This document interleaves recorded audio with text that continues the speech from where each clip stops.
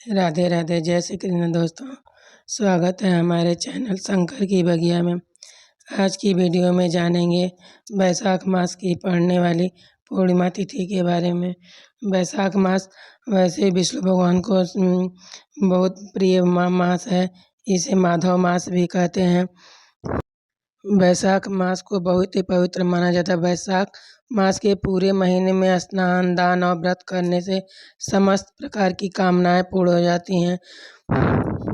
बहुत से भक्त जो पूरे मास स्नान दान नहीं कर पाते हैं, तो वैशाख की अंतिम 3 तिथियां त्रयोदशी, चतुर्थी और पूर्णिमा को भी इन तीनों दिनों में स्नान दान इत्यादि करने से आपको पूरे वैशाख मास का फल मिल जाता है।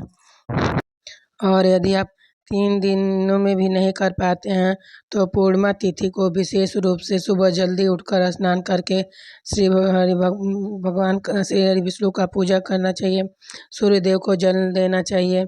इस दिन दान पुण्य अवश्य करना चाहिए। इस दिन का पूर्णिमा का व्रत भी है। वैशाख पूर्णिमा को बुध पूर्णिमा भी कहा जाता है। पूर्णिमा तिथि भगवान श्री हरि विष्णु और माता लक्ष्मी को समर्पित होती है। इस दिन विधि विधान के अनुसार लक्ष्मी नारायण की आराधना करनी चाहिए। वैशाख मास की एकादशी से लेके पूर्णिमा तक ये 5 तिथियां बहुत महत्वपूर्ण होती हैं। यदि आप इसमें व्रत नहीं रख सकते हैं, तो अंतिम पूर्णिमा के दिन स्नान दान, दीपदान और जरूर करें। इस बार पूर्णिमा 23 मई दिन गुरुवार को पड़ रहा है। पूर्णिमा के दिन नदी सरोवर में नहाने का भी बहुत महत्व है। लेकिन यदि हम नदी या सरोवर में नहीं स्नान कर सकते, तो घर के जल में ही गंगा जल डाल के स्नान करें। और पूर्णिमा के दिन बृहस्पतिवार पड़ रहा है, तो पूर्णिमा को तो वैसे भी बाल नहीं धुला जाता है, लेकिन वैसे ही सर से नहा सकते हैं। और दान की चीज़ें अपने स्नान से पहले ही निकाल लेनी चाहिए। स्नान करने जाएं उससे पहले अपने दान का सब सामान निकाल के रख लें। इस दिन सत्यनारायण व्रत का कथा सुनना चाहिए। हम हमेशा पूर्णिमा के दिन कथा सुनने का, सत्यनारायण व्रत कथा सुनने का बहुत ही महत्व है।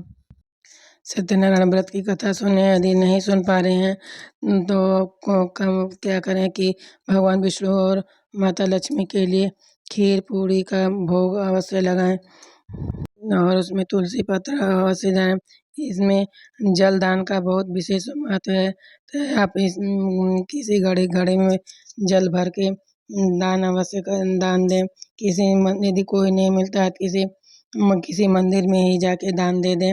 और कोई भी उस दिन गरीब भिखारी आए, तो आप उसे जल जल जल जल का पान अवश्य कराएं।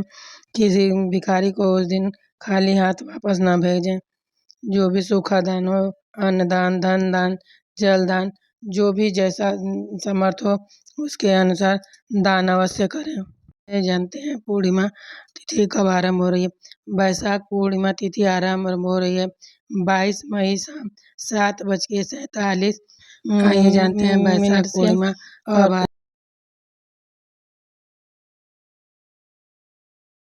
22 मई हो रही है 6:47 PM से आरंभ हो रही है और समाप्त हो रही है 23 मई शाम 7:22 पे पूर्णिमा तिथि समाप्त हो रही है।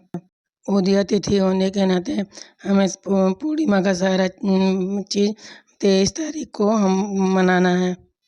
पूरे दिन आप लोग भगवान श्री हरि विष्णु का नाम, सहस्त्र नाम भी सुन सकते हैं और भगवान विष्णु नमो भगवते वासुदेवाय का मन में जाप करते रहें।